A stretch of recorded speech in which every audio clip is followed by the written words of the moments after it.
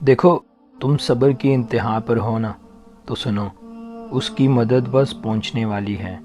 तुम्हारे ये बहाए हुए आंसू उसने कबूल कर लिए हैं। तुम्हारा सजदों में उसको पुकारना उसे पसंद आ गया है। वो बस अब राज़ी हो गया तुमसे।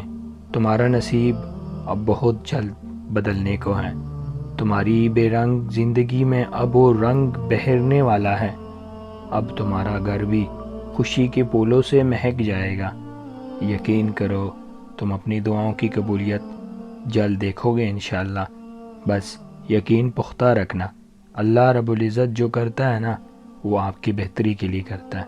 और जब वो करने पर आए तो वो किसी की नहीं सुनता, बस आपको नवाज देता है उस चीज़ से जिसका आपको इंतज़ार है।